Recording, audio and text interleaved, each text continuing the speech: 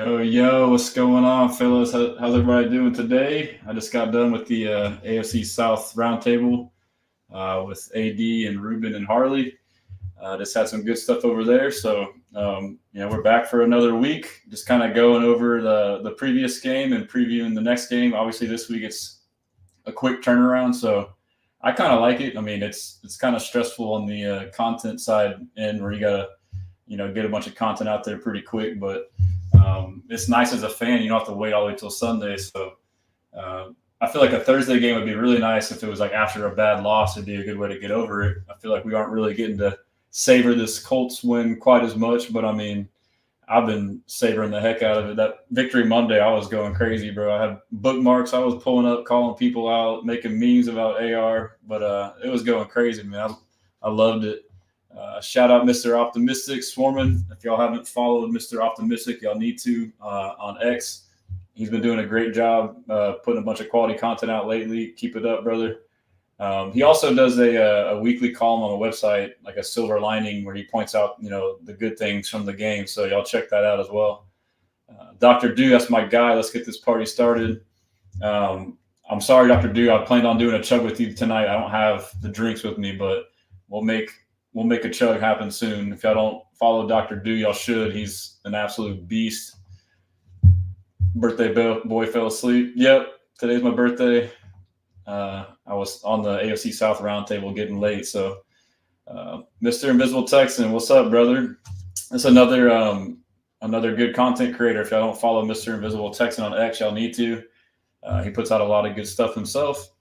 Dr. Do, are you ready to chat with me? John McClain, follow Real Diehard too. Okay, yeah, that's a good one. Is that on X or let us know where that's on, John?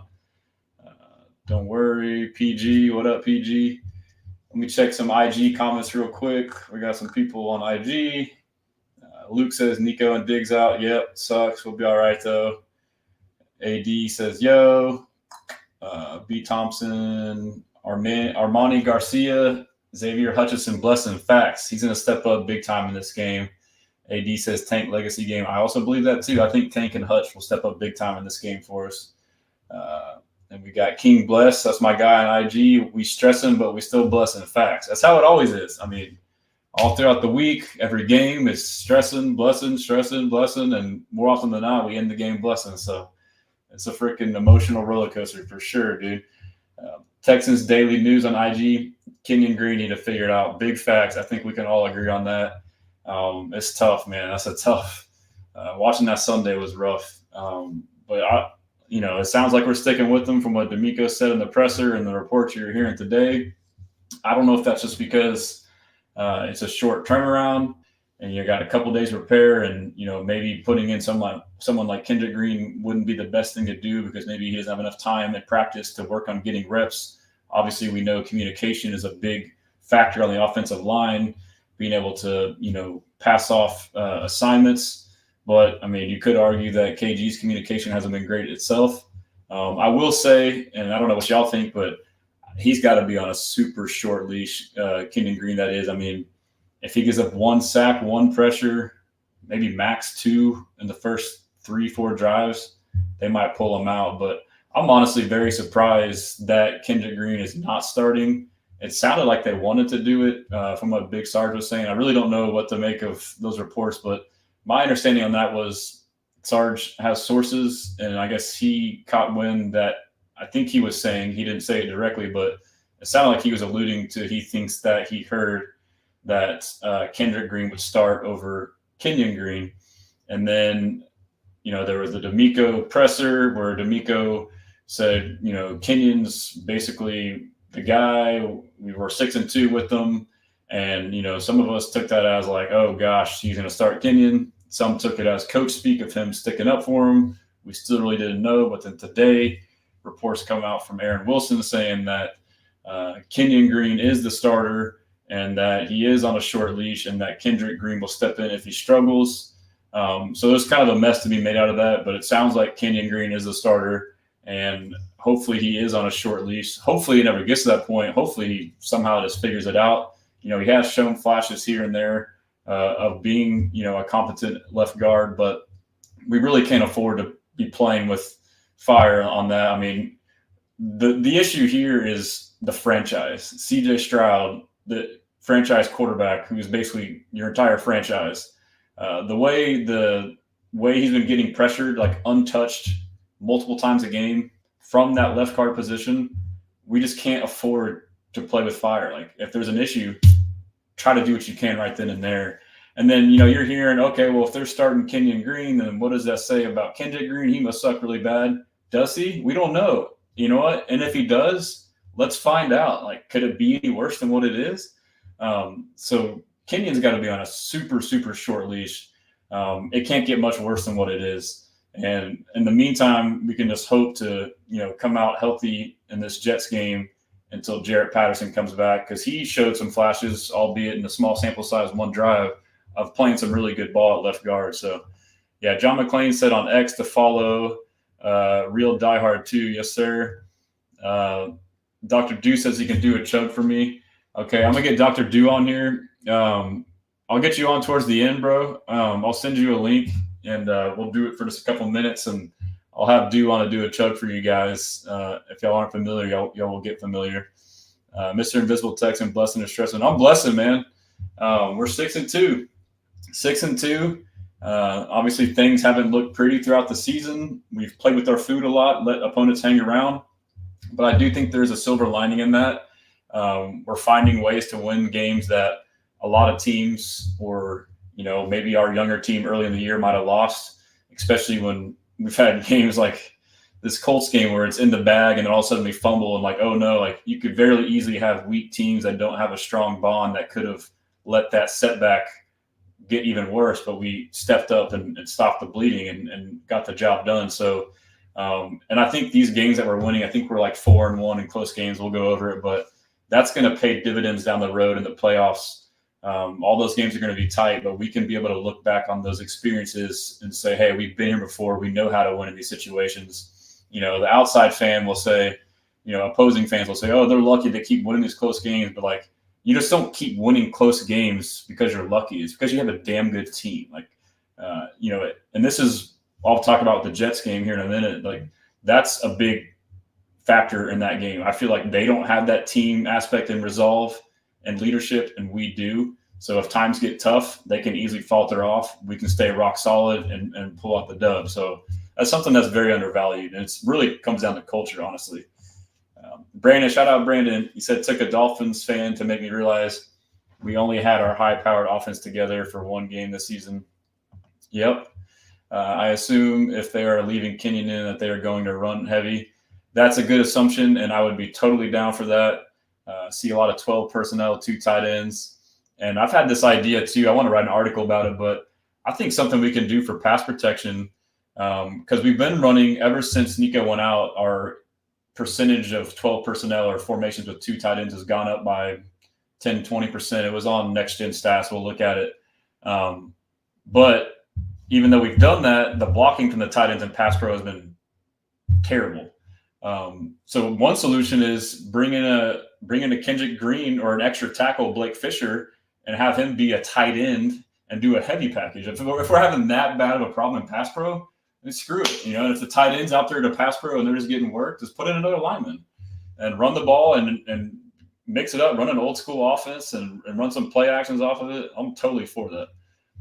John McClain, I'm giving him 2 offensive series and yank him if he's weak sauce. I'm cool with that. Mr. Optimistic, we got a leak.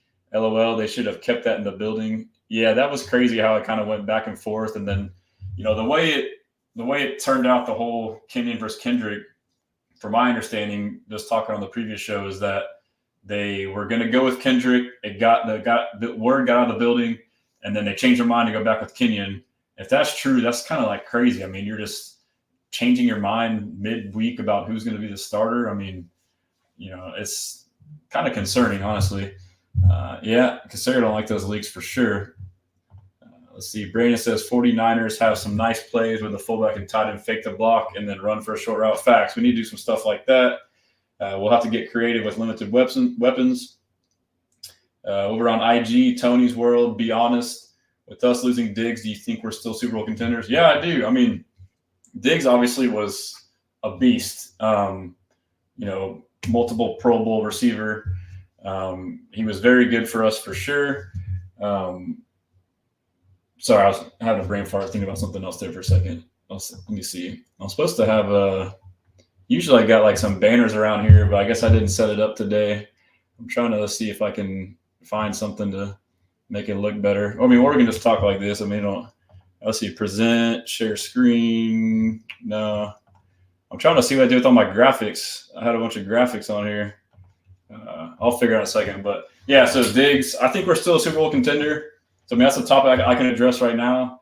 Obviously, the loss is absolutely devastating. I was holding out hope that it was like a sprained MCL and maybe it was just 4 to 6 weeks, but he tore his ACL, caught me off guard. I was trying to cope with it and be optimistic, but it is what it is. It sucks, terrible. I hate it for him. He's been awesome for us this year.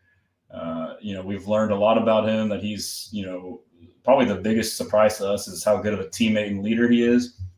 That'll be a very missed part of him. Hopefully he sticks around for rehab here and continue to have that influence on the team. I suspect he will be involved one way or another. He actually cares. You can tell he actually cares about the team and all the players on the team, his teammates. But, from a production standpoint, he was having a great year. He was that reliable veteran receiver on third down that CJ could go to. As sure-handed as they come, he'll catch anything thrown his way. You knew he was going to run his route exactly where he needed to be. And 2 wide receiver sets, he was the other outside receiver opposite of Nico when healthy. And then when we went to 3 wide receiver sets, 11 personnel, he would bump to the slot. So he was primarily a slot receiver. He would run slot 50+% of the time, I believe. When you look at replacing him, we need to replace him with another slot receiver. Tank Dell is not a slot receiver. He's the outside Z receiver. He's only in the slot about 30%, 70% he's outside. So immediately on our roster, Robert Woods and John Mechie are the 2 slot receivers. Mechie can kind of play Z and slot, but I do think that Mechie is better in the slot, and he had his splits go up higher this preseason to play more slot, and that's when he made a lot of his plays where he showed his flashes this year. But, a lot of fans probably don't want to hear this, but I think we'll be seeing a lot of Robert Woods. I think he is underrated. He is still a viable / valuable veteran slot receiver. He may not be the flashiest guy, the most fast guy, but he's someone who's reliable and dependable, which at this point in the season, watching our offense and the way we've struggled, a lot of it has come down to reasons of us not being reliable and dependable, guys not doing their jobs, guys not executing. Some of these pass protection issues are receivers, tight ends, running backs not doing their job, not being in the right spot, not knowing when to be hot, turn your head, like a bunch of little things. So at the very least, if Robert Woods is out there, CJ Stroud can trust him to, if there's a blitzer, know to turn his head around and get the ball.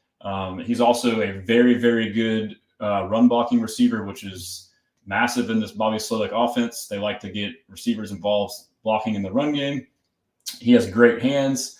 He's football savvy. He knows how to sit in zones. He knows where the distance is to get. I mean, so there is a lot of value in that. And then you couple that with John Mechie, who is, he's got a lot of high-end range as far as, how good he can be. He did great in the preseason, and then he's played limited snaps this year in the regular season. And I feel like fans have written him back off just based off of those, which is kind of crazy because, 1, it's limited snaps, and 2, he's been like the 3rd, 4th receiver. He hasn't really been, a primary feature in the game plan. So now if he comes in and starts getting the starting slot or a good amount of slot reps and he's primary target on some of these routes, then you'll probably start seeing better production, I believe. So I think between the 2, I'm confident. They rave about our depth. I think we should stand pat. I think they will stand pat. Knowing Nick Caserio, he's a pretty conservative GM as far as trades. He's not the one to go be super aggressive and force his hand and show that he's being desperate and, make a bad trade. He's more of the guy that will, do his due diligence, but he'll wait till he gets the right deal. He's not going to overspend for anything. There is a little bit where we can kind of question, okay, well, this year was a little bit different. This offseason, he was super aggressive and signed a bunch of players. Maybe he's that all-in mode. That could be the case, but I tend to think that that's not what we're going to do. But just hypothetically, if we were to do that, I had written an article on this. I do think that we will find a similar mold of player as what Stephon Diggs was. You know, you hear people saying, let's get T. Higgins or let's get Mike Williams. To me, those guys are not fits. Those are the big-bodied X receivers, 6'4", possession-type guys. That's not what Diggs was. Diggs was a slot receiver. We're looking to, if we were to trade, I would assume we would get the same type of receiver to mesh with what we have. The guys, in my opinion, that I like the best would be Adam Thielen. You know, he was kind of an outside receiver early in his career, but the past couple years, he's been high usage in the slot, and he's basically a replica of Diggs in that term, or in that sense, a veteran, savvy receiver who can get separation over the middle on third downs in the slot. Jacoby Myers is another one, slot receiver veteran who's savvy. You know, there's several guys out there that you could target. I'm kind of blanking through the rest of them, but those are my two favorite. There's definitely Tyler Boyd's an option, but I don't think he's we talked about this on the AFC South roundtable. If you're going to go get a guy, they have to be better than Robert Woods and or Mechie. So those two for sure.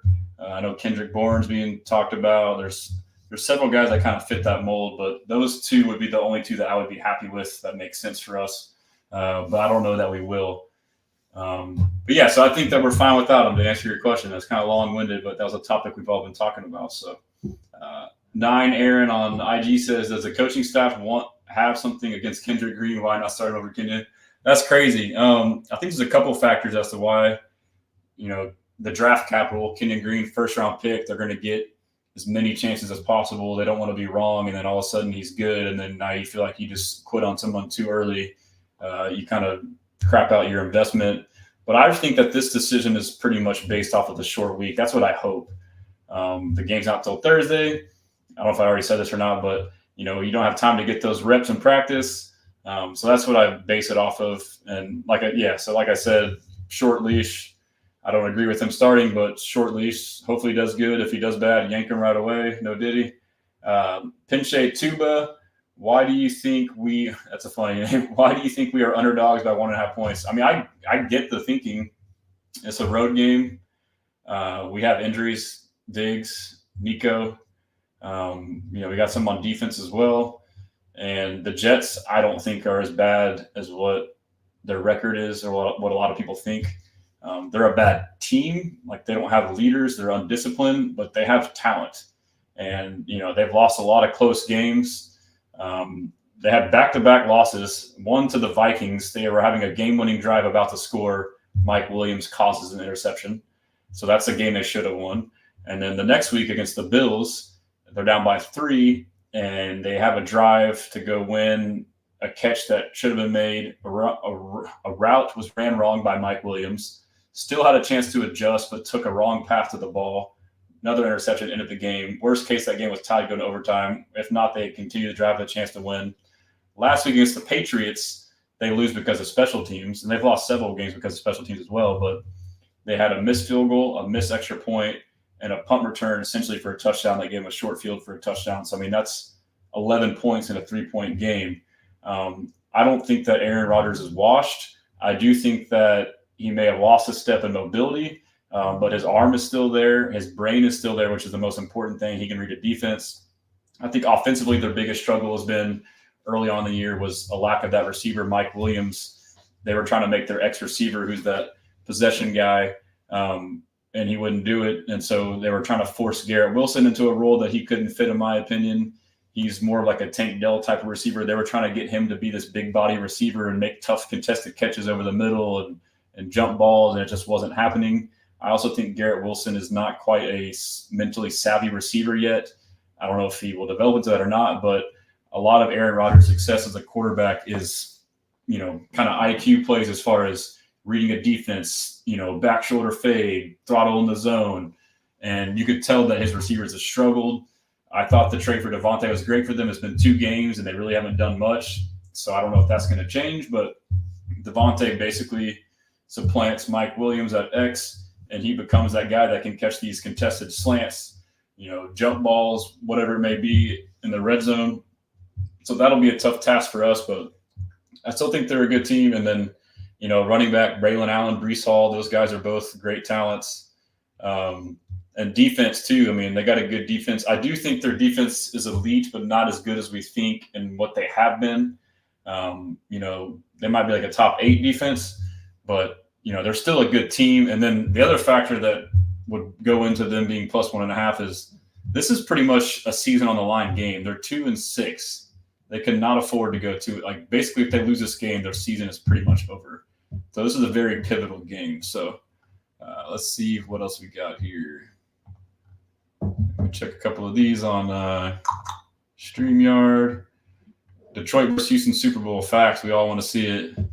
PG, what up, my guy? Ready to see Tank dice up sauce. Facts. That's going to be a good matchup. The Jets run like 30+% man coverage, 4th highest in the league. So we will get to see that. Brandon says, I think if we see a Caserio trade is on Friday. That's a good point. And a lot of us have talked about this. And it's also pretty convenient the way it's worked out. We have a Thursday night game and basically like a mini bye week leading up to the trade deadline on Tuesday. So now we have Friday, Saturday, Sunday, Monday to go through and evaluate potential trade targets. And then I think Ruben said on our last show, this also gives us a chance, or maybe Harley said it, to like receiver specifically or guard. These guys can go out there and put film out there. And this is like their last chance to show us, do we need to improve this position or not? If we go out Thursday and these guys all play good, they may change their mind based off that. Mr. Optimistic, I think Hutch may be wide receiver 2 tomorrow. Yeah, so as far as when I was talking about like replacements, I was talking about like a specific replacement. I think in the meantime, like as far as production-wise goes, other receivers will step up, and I 100% agree. I think as far as production, Tank Dell is your number 1. I think he'll get the most targets, and then I would say Hutch is number 2. And then after that, I think the slot mix of Woods and Metchie will be number 3. So there is silver linings. I've seen a lot of this dialogue on Twitter. I don't agree that like it's good that we lost Diggs, but there is silver linings. I don't think we were force feeding him, but there is like a weird, odd phenomenon where less is more sometimes, and this may open things up where the offense may flow more freely. I mean, we've seen CJ operate last year with no-name receivers and do excellent. So there is some of that. This could open up. Obviously, Tank now gets more targets. Now Hutch will get more targets. Now Woods/Mesh will get more targets. I mean, just from numbers alone, if Steph was averaging 8 to 10 targets a game, he's gone. Those have to go somewhere, whether it goes to one receiver, several receivers. And you factor that with Nico too. If Nico and Steph are getting these and they're both gone, you have X amount of targets you have to redistribute. So just purely from a numbers standpoint, it's going to change that way. So tight ends can get more involved as well. But I agree. I would say Tank and Hutch in that order. And then once Nico comes back, Hutch will kind of rotate in for Nico as his backup. PG says Myers would be great. I agree. I think he would. John McClain, there's a rumor Miami is willing to trade Tyreek to Houston. Don't know if there's any validity to it. I just saw it for the first time in the last show in the comments. I hadn't seen that, but that would be crazy. Another thing to think about during these trades is I think we have like roughly $5 million left in cap space. So if we trade for somebody and have to pay $1 million or $2 million of their salary for the rest of the year, we're already hamstrung. And last year we basically like ran out of money during the season to sign guys and had like a rash of injuries. So it's kind of risky to kind of, I guess you can restructure these deals to pay them down the road. But the other side of that too is with this $5 million, like we want to keep as much as we can to roll to the next year with all these contracts we've signed and are having to go to sign. Lump Dog, that's a hell of a name, says Thielen traded to Chargers today. I saw an article that it would happen. I don't know if it's official. PG says, huh? Brandon Hallman, you think we see more Hewitt Toa or Devin White Toa? Well, Devin White was going in for Jake Hansen at the outside backer in this scheme. So I would think Hewitt's basically your anchor at Mike, especially because of the fact that the Mike is calling all the plays. Hewitt knows his defense. He's been in the system for a couple years. He's played 2 or 3 games now as a starter. Devin White's been here for a week. He wouldn't be able to call the defense. So I would think that it's Hewitt and Toa, and then you spell in Devin White for different packages, just like we saw blitz packages. And I will say what D'Amico did with Devin White, I did not expect him to play that much and have that much of an impact, and that was awesome to see. It's another example of D'Amico finding a player and what they're good at and putting them in that position to use those skills. So Devin White's a fast linebacker who can blitz the quarterback, put him in, let him do his thing, and it works. Sarah on ESPN's website, Texans depth chart, not the Texans website, Jarrett Patterson's a starting left guard. I mean, that makes sense to me. He should be. He's just out with a concussion, so that makes sense. ESPN's website sounds like it's in concussion protocol. Mr. Optimistic, I think the big issue in New York has been a lack of a good offensive coaching staff. Our coaching staff versus theirs is a huge mismatch. Yeah, I mean, you can't just – so, I kind of always thought like culture and – I've always thought like culture was kind of overrated in the NFL, but like ever since we got D'Amico, when they've harped on him and Caserio have harped on like drafting certain guys that fit your culture, and then team first. I think that it won us a lot of games last year, and I think it's won us a lot of games this year. Getting the right guys into the locker room, having a good message, not having outspoke people that are kind of rogue. Like the Jets seem like a bunch of individuals. Like the Texans are a team. And so that has allowed us to win these games, I think, where we haven't played our best. We've still been able to collectively come together, play complementary football, and overcome and persevere. So I agree. Petro says, do you think we could possibly trade for a guard and wide receiver? I would say I hope we trade for a guard, if anything. That would be the one for sure you got to do. I would definitely take that over a receiver to do both. I don't know. That would be crazy. It would kind of be uncharacteristic of Caserio, but you never know. But a guard would definitely be in play. And I think depending how this game goes tomorrow, that could heavily dictate what we'll see. But again, I could see them saying, oh, we got Patterson. We'll just play him when he gets back. And maybe that's good enough, but, who knows? Heloda says, we need a wide receiver. We need a left guard. I agree. I would prioritize left guard over receiver. Dr. Duke, Cole Beasley, is he still able to play? I know he's been out of the game for a little while, but he was a stud. Haluda says, I think we can improve more with a left guard than a receiver. That's facts. We agree. Brandon says, at least we don't have to worry about scrambling QB tomorrow. That is a great point. I don't know that we've played a non-scrambling QB all year. And so I think that's our biggest advantage tomorrow in the Jets game is going to be our defensive line, specifically Will Anderson Jr. and Daniil Hunter versus their tackles. And then Rodgers, not being as mobile, more of a statue than what we've seen. But we have to convert that into sacks and turnovers. I'm kind of going all over, but I usually segment this, but I kind of like just free balling. But so my overall key to win the game is it's kind of similar to the Patriots game. You're playing the Jets defense is better, but basically it's a lot of the games we played this year, honestly. Lean on your defense. Offensively, we're shorthanded. Run the ball, be conservative, don't put CJ in harm's way, scheme up some plays. I think he'll definitely, since the Jets run man coverage so often, he'll definitely need to have a couple more of those extended off-script plays that we saw more early in the year where he can extend the play, allow Tank or Mechie or Hutch or Woods, whoever it is, 4, 5, 6 seconds of time to get separation one-on-one and hit some big plays.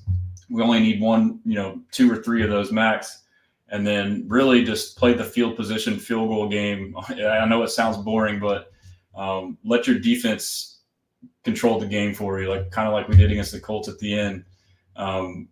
Get a turnover, a couple turnovers, get sacks, get good field position. We got one of, if not the best kicker in the game. Their kicker had been struggling, went on IR. Now they got a kicker off the street. Who knows what he'll be like?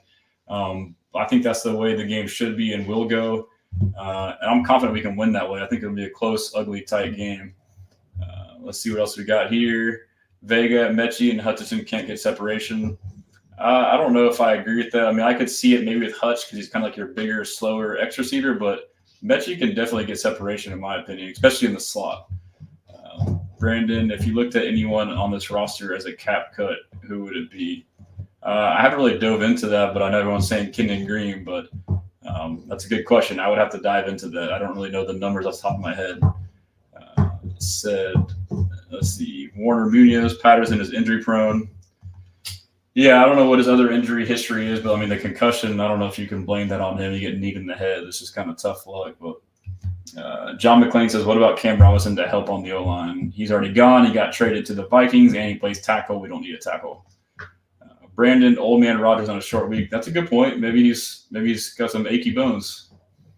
Petro, if Anderson gets 2 sacks, you think that puts him in the lead for the DPOY? That's a good question. I know he's close. I mean, I guess it depends on the guys in front of him. I think Sexy Dexy, Dexter Lawrence. I always get him and Quinnen Williams mixed up, the big 2 D tackles in New York. Yeah, I mean, it's crazy how they have to harp on sacks because overall he's a complete player. He gets the pressures, the hurries, QB hits. He's a force in the run game. I think he's got a legit shot this year. What wide receiver do you expect to step up? X, Mechie, and Robert Woods. I would say out of those 3, probably X the most because he's played the most so far, and CJ has more of the most live reps with him recently, and he plays the X position, which is the number 1 read in most offenses. And he seems to have a little bit of a connection with CJ in the scramble drill. We saw it in the Green Bay game. So I would say X. Over on IG, let me catch up on a couple. Tony says, be honest. That was an old comment. And let's see, Pinche Tuba. We already answered that one. LPZ says, what's up, bro? Loving the content. Appreciate you, man. Really do. Really appreciate it. What else we got in here? Alberto Murillo, X or Mechie. Both, but I think X will have the bigger impact. But Mechie could have some big scramble drill plays, too. He had that one last week. Matthew says, y'all think we get to see Harris back? I have no idea, man. That's been a whole – I'm suspicious of that. The signing of Devin White kind of made me think we may not get him as soon as we'd like.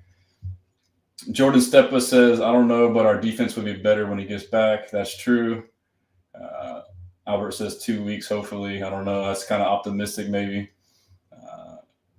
Let's see what else we got. King Mahoney, what about Cooper Kupp? I mean, Cooper Kupp would be awesome, but, the Rams are basically right in the thick of their division. And then if we were to trade for him, that would be some high capital. But, I mean, that would be nuts. LPZ says Nixon over 100 a TD, book it. Nixon. Yeah, I think it's a run-heavy game. But another thing, too, about trading is, you're going to have to trade a bunch of draft capital for guys. A lot of these guys are like rentals, like 9 games. I mean, so we're already in the hole with Diggs. Like, it sucks that he got hurt, but I mean, we basically just lost X amount of millions of dollars and only got X amount of games out of it. So, like, why go and make a bad problem worse and overreact and overspend again and take another risk when you have options in house? That's probably part of the thought process as well. Over on IG, Albert says, any serviceable guards available in the trade market? Yeah, there are. There's a couple on the Browns, a couple other teams. I honestly haven't dove into it too much, but I've kind of briefly read some names, and it sounds like there are.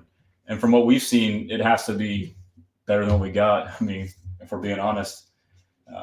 CJ says, what's the rumor of Tyreek? I haven't heard it. I don't know. I couldn't tell you. New home Norman. I think we see a lot more 2 tight end sets this game. Yep. And so that's 12 personnel, 2 tight ends. We've been seeing a lot more of that. I think I mentioned this earlier, but ever since Nico went down, we've been seeing more of that. But our tight ends are not the best at pass pro. They need to get that better. But I agree. I think that's what we'll see in this game. Alex says, keep putting out good content. Appreciate you, bro. Appreciate it. Methan Weber says, are you concerned about William McDonald being a CJ? I am concerned. I'm stressing. Aaron says, you think Zach Martin will be on the trade block? Cowboys are in shambles? Yeah, he could be. That would be nice. That's another guard name out there. Or maybe a center, but I'm sure he can play guard. J-Rod, if they don't trade for a guard, I'm crashing out. Yeah, facts. I might crash out with you, bro. What else we got? Okay. We got any more on StreamYard now? Cam Robinson. Let's see. Mr. Optimistic, Stutes and Landy were speculating C. Harris was an early December return. That would be nice. So that's about a month away. I mean, we've made it just fine without him, but that'd be nice. Sarah says, who gets their first TD this season? X, Betch, Woods, Stover, or Schultz? That's tough. I might have to say X, Metch, Woods. X, Metch, Woods. I might have to go with Metch or Woods. I'm going to take Hutch out, Metch or Woods, because I'll probably have a better matchup. The Jets are missing 2 safeties. I think it's Tony Adams and then his backup, I believe, are both out. So we'd be facing a third string safety, which if you get a safety in the slot, I'll go with Woods. I think he'll be in there. I think Woods would do it first, and we could see a Schultz touchdown as well. Hopefully they all score. Woods or Mechie. I like Mechie better, but I suspect we'll see a pretty heavy dose of Woods. I would say probably 60-40 on reps at slot. I'm sure they'll both get some run, but yeah, let's see what else. First touchdown. We got Stoops and Landry at that one. How do their edges match up versus our OT? So let me just run back through the Colts game real quick, and then I'll get into the Jets, and we'll dive in on that. I got the next gen stat stuff we can pull up, PFF, but let me go ahead and share my screen, present, share screen. Let's do, yeah. So this was the Colts game, man. It was another classic example of us playing with our food. It was another classic example of why I'm named the Houston Stressans. Landon on Instagram says the Jets are winning, and I'm a Texans fan. I mean, I could see the Jets winning. It's not a cakewalk game like some people may think it's going to be. I had that game circled as a tough game before the year. That was without injuries and whatnot. But yeah, on the Colts, though, I mean, we dominated the game. Let's go look at the stats real quick. Team stats. Let's see what we got. You know, we had 363 yards. They had 303. First downs. So they struggled on third down, 2 of 13, but 2 of 2 on fourth down. We were 4 of 13 on third down. Passing 140 to 267. Rushing 163 to 96. Red zone. So third down and red zone is where we struggled. They were 1 of 2. We were 2 of 6. We've been great in the red zone all year. We were not this past Sunday. Penalties continuing to do better there. We won the turnover battle. They had 2. We had 1. Box score. AR was terrible. 10 of 32 for 175. And on one of those, on one reception, he had 69 yards. Nice. So he had barely over 100 yards passing if you take that play away, which could have been called a pick play. I know it was called that later in the day. Yeah, it was an easy throw for him. He had plenty of time to throw on a deep crossing mesh route. Stroud, I think, had a very underrated day. I think he started off very shaky. He was shook from the last week of getting pressured without any time at all game against the Packers. And the O-line, oddly enough, was like great the first 2 drives. I thought it was going to be a great game. And CJ was still kind of rattled. His clock was sped up. He missed some throws still despite that. But then, oddly enough, the inverse happened. The O-line started to suck more, and then CJ stepped it up. But he played a great game. A lot of little things he does throughout the game, going through his progressions, hitting checkdowns, making smart decisions, took care of the ball, did not turn it over. So all that stuff added up.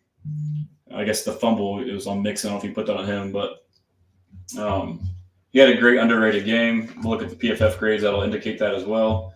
285 yards, only sacked twice, even though this was the game that he was pressured the most this year against. So that was what was concerning to me was, you know, I was chalking up the offensive line struggles and pass protection as a whole, mostly to being a road game and a loud environment against a good defense, Vikings, Packers. And I was thinking, okay, you know, we're at home against a less vaunted pass rush with the Colts, and their front seven is good. We're at home, and that shit didn't matter. And that was really discouraging to me. A lot of it was Kenyon Green. We saw it. But everyone's made mistakes on this offense, but most of it is the interior. Kenyon, Juice Scruggs has not been great.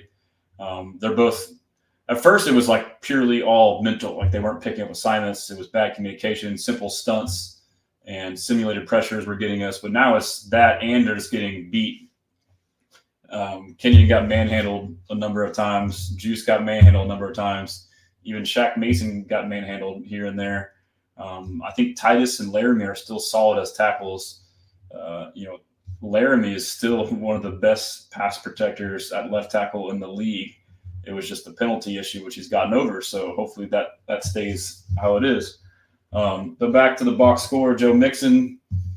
I think every game that he's been healthy in fully, he's rushed for 100 yards and a touchdown. Had a touchdown. That's pretty insane. I mean, like, what a steal of a signing. Or a trade. I traded for a 7th-round pick. Taylor also, it seemed like Taylor had the better game and they had the same stats, 20 for 105. He had a higher yard per carry, but yeah, Mixon is basically our running game and that's it. Obviously, they had the big play to Downs. Other than that, no other receiver had more than one catch.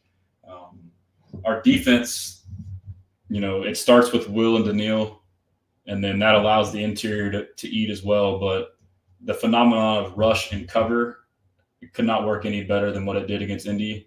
We would pressure AR, force them to throw, and we would cover on the back end, sticky in coverage.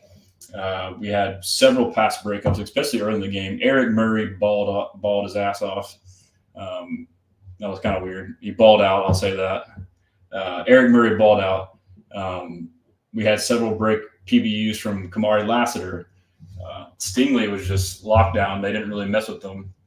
And Petrie was playing a hell of a game, had the interception. Petrie's been balling out this year. So the rush and cover by the Texans defense is absolutely insane.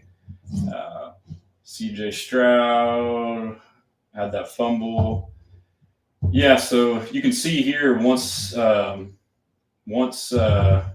Diggs went down, you see Mechie had 3 receptions on 4 targets and Woods had 2 on 2. So I think that's the mix you see as those two guys. And I'm here for it. But yeah, I mean, that's pretty much the Colts game. This is our toughest opponent in the division this year, in my opinion. And we swept them. Like, they're done. Like, we're now 6-2. They're 4-4. We're 2 games up. We have the tiebreaker, having beat them twice. So it's essentially a 3-game lead. We all but essentially wrapped up the division as long as we take care of the games we should the rest of the way. So that's another thing to remember too, is they were more desperate for this game than we were. And to still come out to win is very impressive. Cam and AD on IG says Devin White had some good pressure moments. Facts, dude. I can't believe how good he played. It's awesome to see him come off the street like that. Cameron also said with Nico, I would feel a little bit better this game. Yeah, Nico changes everything. So, I mean, once he comes back, these concerns will be alleviated big time. Landon says Jets are winning, and I'm a Texas fan. Yeah, I mean, I can see that happening. But I think we'll still win. Let's see what else we got on here. We got some comments, and then we'll get to the PFF grades and then buzz through the next. Sarah says, I think Schultz will score first. Backup safeties. Yep, I agree. I like your next gen stat show. Appreciate it. I'm about to get to that in just a second. Alberto Justin Simmons trade. Only one can dream. I don't know I don't know why Atlanta would trade Justin Simmons after just signing him, but and I don't know that we would go and get a safety now. I think they believed in Eric Murray, and Murray played good, kind of maybe solidified his spot, and we still have Ward to come back. Brandon says Jetta, big nose tackle being out, and Mosley ought to hurt him versus the run. I'm not sure what Jetta is. Jetta one of their nose tackles? Mosley linebacker.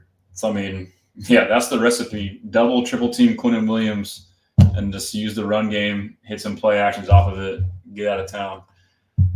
Sarah says you could see how CJ's demeanor changed with Kenyon versus Jared fast step. That's a good point. I mean, that's like a subconscious thing. Like when you just feel like you're more protected. We need a Mixon tee. Yeah, I'm going to make one. So right now I got this Step Brothers one I'm wearing. It's Will Anderson and Daniil Hunter as Step Brothers, the vaunted duo. If you like it, go check it out on my website, HoustonStressans.com. But I got a Mixon's tee in the work. It's coming. Brandon Hallman, Broncos and Jets have good defenses ranked right behind us, and Broncos beat them 10-9. Yep, and I think the Jets are still good. Maybe slightly inflated, but they're still a top 10 defense probably. Alberto, and also Sauce Gardner's having an off year. I mean, he's still good, but it's not up to his standards. Kamari going to have to be locked down against Adams and Wilson. Facts. Kamari could lock down Wilson. Kamari is aggressive and Wilson's soft, bro. Dr. Dude, Damian need to step up. Facts. But Damian is hurt. I think he's out for the game. Dodgers won the World Series. Did they really win that game? No way. They came back and won. That's hilarious, dude. Let me see. I saw that the Dodgers were down 5-0, and I turned it on that inning. Oh, that's so awesome, dude. Yankee tears. That's freaking great. They won 7-6. No way. That's so funny. I'm going to see how they won this thing. Let's see. Quick intermission here. That's hilarious. Yeah, they came back and scored 5 to tie it in the 5th. And it was like all off errors. A judge had an error. Third baseman had an error. They didn't cover the bag on a single. And then I quit watching it. It looks like Yankees took the lead back the next inning. And then they got 2 in the 8th. That's so awesome. That's so awesome. I know that was a World Series, us being mostly Astros fans in here, I'm sure. Tough to watch, but I like sports in general, so I'm going to watch it. And I picked the lesser of two evils. I picked the Dodgers to root for. I just hate the Yankees that much. But that's awesome. Screw the Yankees. Do you see Devin getting snaps once Aziz, Henry, and Henry are back? Yeah, that's going to be interesting. I'm sure we'll find ways to get him out there. At the worst, we have depth. Petra says Sac City for the Texans tomorrow. Book it. That's a key to victory right there. Sorry, Jameis. I like you, but you throw a lot of picks this weekend, so the Browns had a fire sale and we snag one of your Pro Bowl guards. That would be sick. Cam Ad on IG says loves CJ's using his leg more. And I think that's the key to the victory, like I said, was for him to do that against this Jets defense, extend the play a little bit. But let's go to PFF on the on the game here. Let's see what we got. So this is like a preview of the Jets game. Let me go back and do the grades real quick. So we started a little late today, and we'll probably go a little late today, but it's all good. So let me pull up the premium stats. And we'll share this tab instead. Go to the Texans. Go to schedule. Colts. Offense. LT, again, preface, PFF, not the end-all, be-all. It's a guide. More often than not, it matches up, but we can kind of decide for ourselves what we think is right and what's not. LT, elite pass protector. Jarrett Patterson, he only played 10 total snaps, but he was highly graded, small sample size. But hopefully, if he comes back from the concussion, he continues this. This would be, you juxtapose Jarrett Patterson at left guard with an 81 grade to Kenyon Green with a 29.4 grade. He's been like this all year. He's been in the 20s, 30s, 40s. And that matches up with the tape. Like, he's been terrible. Like, hopefully he figures it out, but he hasn't been good. Diggs was basically grading like this all year. He was solid as heck. Tank, that's the second game in a row where he's had a better grade. So he's trending in the right direction. Woods is a steady Eddie vet. Mechie, that's his best grade of the season by far. Stroud, not the best grade, but I think he played better than this grade, honestly. But he's been a consistent, above average graded quarterback this year. Schultz finally had a good graded game for him. That's encouraging. Stover did better, but look at his pass block, 14.1. Shaq did okay. Titus did okay. Damian, okay. Dare did better at pass block. That was an issue for him last week. Hutch did not grade well. That's not encouraging. And Mix, this is kind of weird. I don't agree with this one. Mixon, 51. The dude was balling out. Like, what are we talking about? Juice, yep. Juice and Kenyon, that checks out. They did not play well in the tape. But yeah, let's go to defense. Daniil Hunter balled out. Facts. Lassiter balled out. Facts. Tim Settle has been a godsend. Another instance of great coaching and putting players in the right scheme, using them to their correct skill sets. Tim Settle has been revitalized by us. Foley Fatukasi has also been revitalized by us. Mario Edwards Jr. was revitalized by us. So we need to keep this in mind. Like, I know we all wanted like Christian Wilkins at D tackle this offseason, but rather than spend all that money, we went and got, a litany of guys that were overlooked, and they've all more than outproduced what they're worth. They've been outstanding.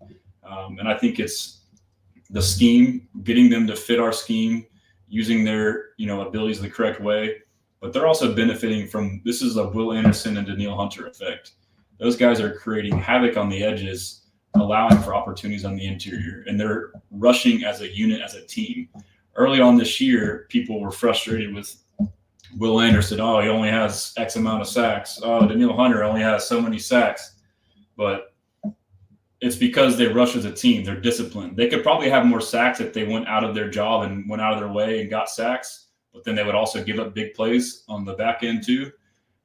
So there is a lot to say about them playing within the system, and it's reaps benefits for the entire team. So, like, the question is, like, would you rather have one or two guys be having, crazy sack numbers and the rest of the guys not having any, or would you rather have two guys that are pretty good and then the whole team contribute? So, as a whole, the sack numbers for our team are high, but it's just more evenly distributed as opposed to just one or two stars. I mean, that's something to remember when we get frustrated about not seeing the numbers we want to see. So you see Devin getting snaps, Sac City. Jets are great versus the pass, but weaker versus the run this year. You got to run all over them. Yep. We got 4 DTs. Exactly. So, I mean, his value. I mean, Armstead, you look at him, he's not having that great of a year. So, but yeah, Petrie graded okay. Heinisch did pretty good. We forgot about Heinisch. Barnett, we've been forgetting about Barnett. Will graded good. Eric Murray graded okay, which is crazy, I guess, because his run defense and his tackling wasn't great. His coverage was good. Bullock, yeah, so tackling wasn't great. He did have that play on the pick play, the touchdown where he jumped the other route. I thought that wasn't the best play. Devin White did not have a good grade. I don't know. It's kind of weird. Stingley did not grade good. Jake Hansen did not grade good. Neville Hewitt did okay. So, again, we don't really wade too much into all that stuff, but let's go into previewing the Jets. We'll start out by looking at PFF has some stuff here we can look at. Let me zoom this in. See. Yeah, so they got some cool stuff on here I've been not utilizing, but PFF, they kind of like show you what they think the line should be. So right now they think there's value on the Texans money line, a small amount of value. And they have this graph here where the green line is what they think the thing should be, and then the gray line is what the market is. So the market's been around 2 to 1.5 points, the Jets favored. And then PFF has basically been like essentially a full point less. So, they say right now the spread is at -1.5 Jets, and then PFF thinks that should be -0.5 point. And I've kind of followed this when I look at games. It's, I don't know exactly how they do it based off their grades, I guess. It's not always accurate, but just something to look at. And then over under 42, I think it's a low scoring game. And they kind of got their IR, and they'll show you the grades so you know how valuable. I mean, we're out the number 1 war position in receiver in Nico, the number 7 in Diggs. Al-Shair is out. He's 24th. Pierce is out. He's 70th. Brevin Patterson was 36th, but that was like one game. Jimmy Ward is out. Let's go to the Jets. CJ Mosley.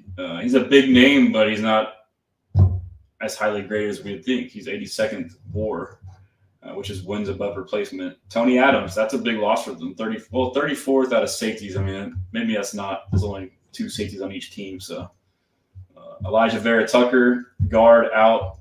He's played okay this year with the 71 grade. X Newman, guard. He's out for the year. Lazard, that could potentially be a big one for them. And then another safety is also out. Yes, they got Tony Adams and Davis. I believe this is backup. But then over here they got power rankings. They have the Texans at 9th, Jets at 22nd. Our defense is 11th. Theirs is 1st, according to PFF. That may not be right. It may be right. Who knows? On offense, we're 12th. They're 16th. Strength of schedule played. We've played the 18th hardest, and they played the 14th hardest. This is pretty cool, too. So there's a misconception that we run the ball too much. That's not true. We run the ball on 37% of plays and pass on 62%. Jets are even higher at 66%. And then EPA, then they break down the quarterbacks. Stroud's been the better, greater one, but Rodgers has not been bad. I think it's a misconception that he's washed and been playing bad. He's been playing good. Passer rating when clean, they're both good under pressure. Big-time throw percentage, Rodgers has a better big-time throw percentage. Turnover-worthy play percentage, Rodgers has a better turnover-worthy play percentage, so he's thrown some picks, but he's not just chunking the ball up like you would think. They have Stroud as the 5th best rated quarterback and Rodgers at the 10th. So that's something cool there. I'm going to go grab a drink real quick. I'm going to put on a little slide for 1 second while I do that. If I can find my thing here. I'll put on this.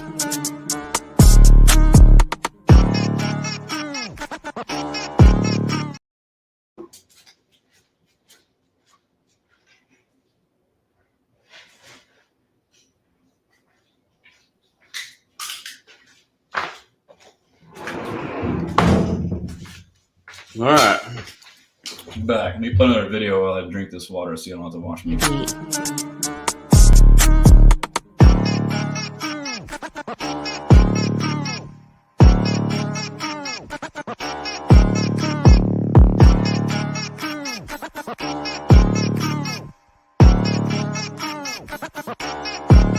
Dominican track.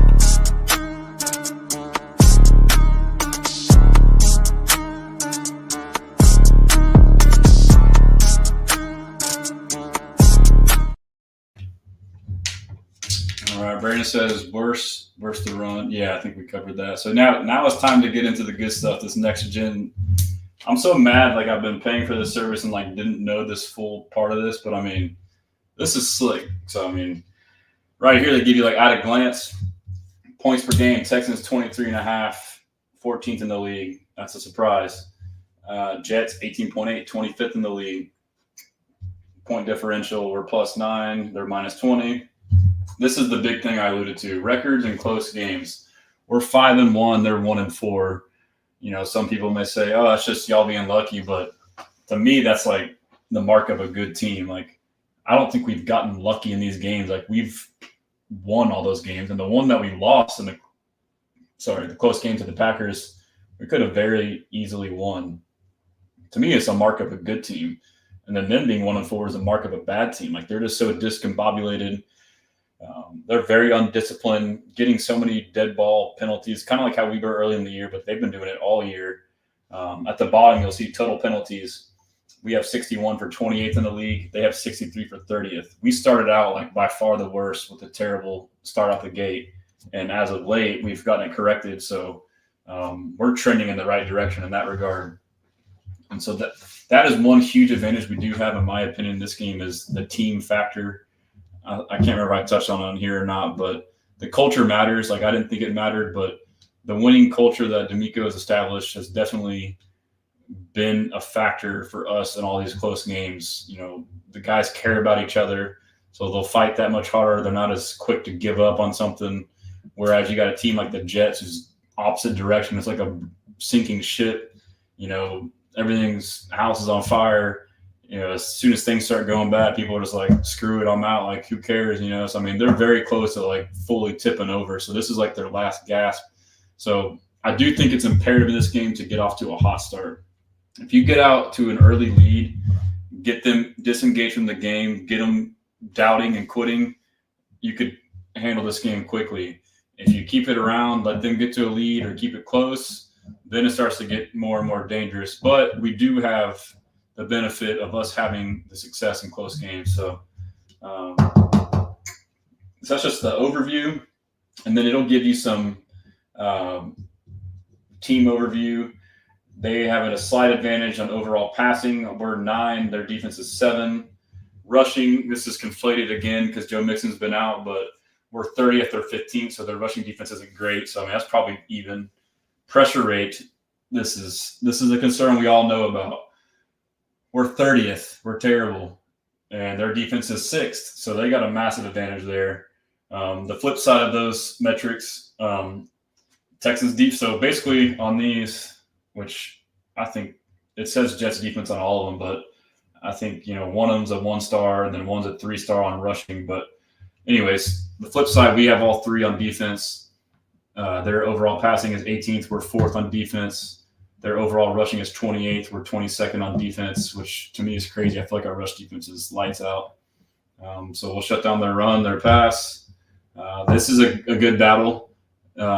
Shockingly, the number 1 pressure rate offensive line, the Jets, versus the number 1 pressure rate Texans D-line. So something's got to give there.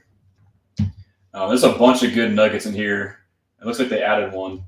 I'm just going to – these are so awesome. This is like you get in-depth stuff. C.J. Stroud has 9 interceptions on 765 career pass attempts, 1.2%, which is the lowest rate in NFL history, minimum of 750 attempts. That is insane. Holy cow. Holy cow. And the picks he's thrown this year, he's had a couple that were him, but like a couple like weren't his fault, a couple were bad luck, a couple were awesome plays. That is insane. That's insane. Stroud and Aaron Rodgers are the only 2 players in NFL history with a passing TD rate above 4% and an interception rate below 1.5%. That's crazy. So they're basically highly efficient quarterbacks that take care of the football.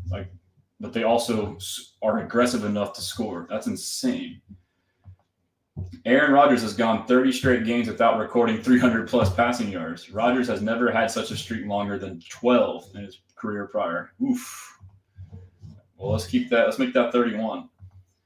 Texans have started 6-2 or better for the second time in franchise history, 2012. This was the only season in team history the Texans had a top 10 total offense and defense, 2024. Texans are tied for 9th in total offense. That's crazy. We're tied for 9th in total offense and 2nd in total defense. We got a team, man. If we just get the offense up to speed, if we just get the pass protection figured out, this is a Super Bowl caliber defense. Jets have lost 5 straight home games after starting the season 2-1. This is the 3rd straight season where the Jets have had a 5-plus game losing streak. Wow. That's crazy. Yeah, so this is good stuff here. Both the Danielle Hunter and Will Anderson, 51 and 39, rank within the top 5 in pressures generated this season. The only teammate duo within the top 15. This is just absurd. Will and Danielle, baby. Step Bros. You see the shirt? So they not only do we have guys in the top 15, we have guys in the top 4 in pressure rate. That's insane. What Danielle Hunter and Will Anderson doing is absolutely insane. And this is what DeMeco Ryans wanted. He's talked about building his team up front in the trenches. And he's done just that. Like, these are the cornerstones of our defense. It all starts with them.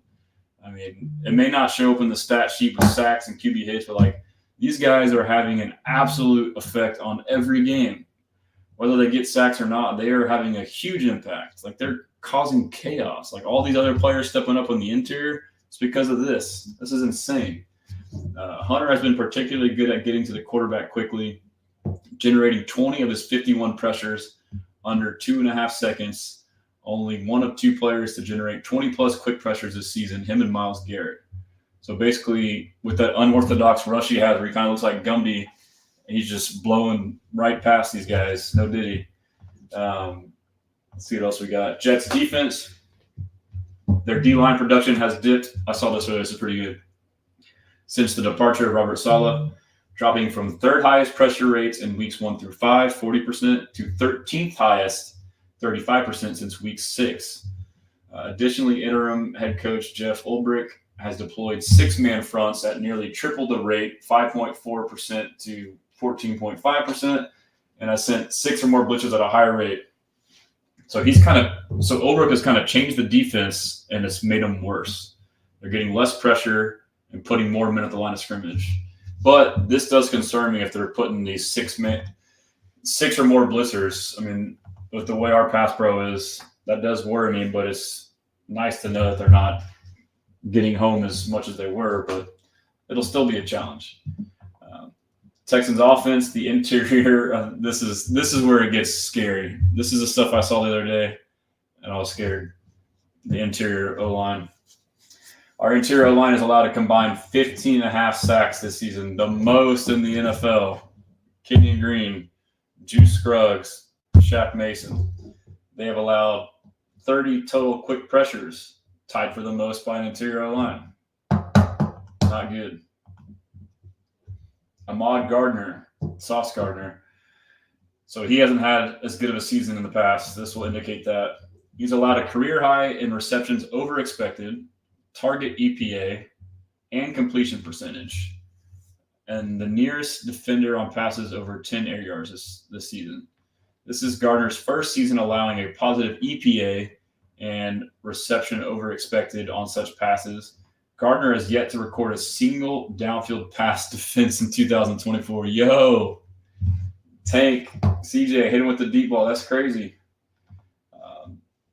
That's a cool one. Tim Settle and Foley are the only defensive tackle duo to post a pressure rate of over 12% this season. That's crazy. 2 guys that were an afterthought, no one thought would do anything, are balling out for us. Settle has already recorded a career high 20 pressures this season and is just 1 sack away from matching his career most. That's crazy. Settle and Foley are balling. Jets defense.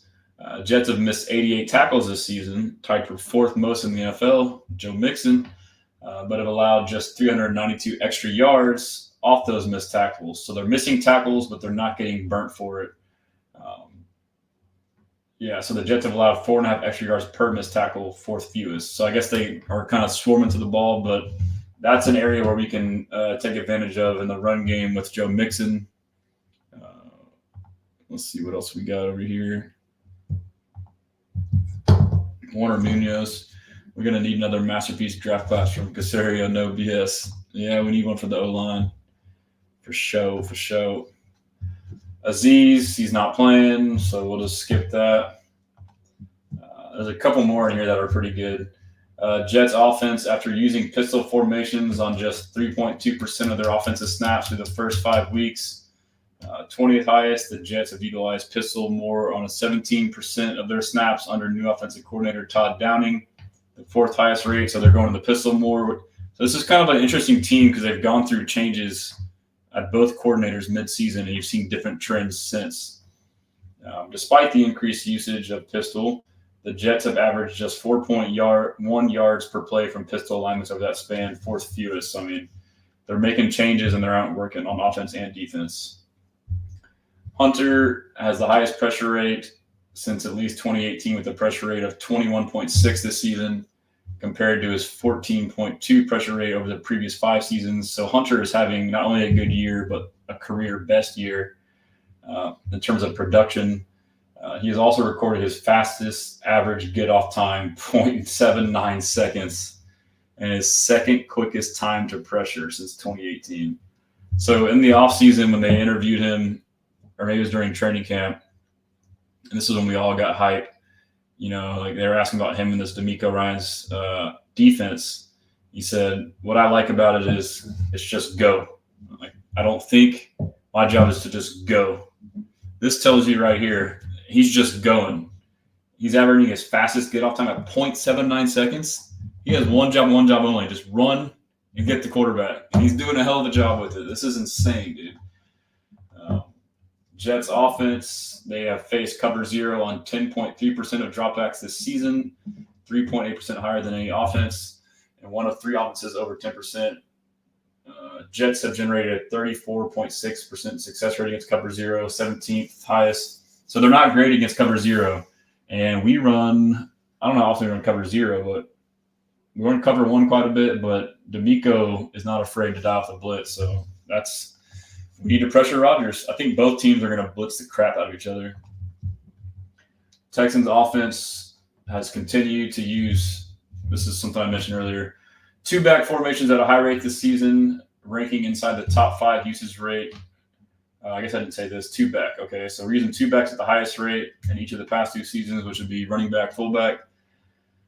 Texans have recorded the 4th highest rate of 21 personnel in 2023, but have shifted to the 2nd highest rate of 12 personnel. So now we're going it's because we got rid of Beck, is what it is. So rather than having a fullback, we're more so using a tight end as a fullback, an extra tight end. Texans have aligned their tight ends in the backfield at the 2nd highest rate. Cade Stover was basically a fullback. We've kind of gotten away from that. And Cade Stover has aligned the backfield on 17% of his snaps. So Stover is essentially a fullback a good portion of the time, almost 20%. Adams, let's see. He's played 94% of the snaps since joining the Jets. And he had a team high 29 routes in week 8, so they're kind of getting him more and more involved. Got to be ready for that. Adams is aligned in the slot on almost 50% of those snaps. That's scary. Devontae on Jalen Petrie. And it's a 25% increase from what he was doing. So they're transitioning him to the slot a little bit. While Adams' target rates remained relatively in line from his days with the Packers, he's now averaging so they're kind of making him more of an underneath guy. C.J. Stroud, Nico Collins, we know he's coming back. Aaron Rodgers and Devontae Adams. Aaron Rodgers completed 116 passes on outbreaking routes to Devontae Adams, 2nd most among all duos. That's old stats. Cool. Joe Mixon has generated plus 107 rushing yards over expected this season, 9th most in the NFL. No Texan has reached plus 100 rush yards over expected through the first 8 weeks of the season over the past 7 years. That's crazy. And he's missed, 3 games essentially? 4 games potentially? Mixon has recorded an explosive run on 15+% of attempts this season, the highest rate among any Texans back since 2016. Yo, that's crazy. He's averaged 10.5 miles per hour at the line of scrimmage, the 2nd highest rate among Texans running back since 2016, 10th fastest speed in the league this season. So I guess he's finding the hole and hitting it. He has explosives, and he's basically making a lot out of nothing. So it's the same as what we've seen. Joe Mixon has masked the O-line with his vision and abilities. C.J. Stroud has also done the same with his ability to extend the play. And this is what I called as soon as the Devontae Adams trade happened. I said Garrett Wilson will benefit from this. Like, they will no longer try to force him into a role that he's not good in. He can now focus on what he's good at.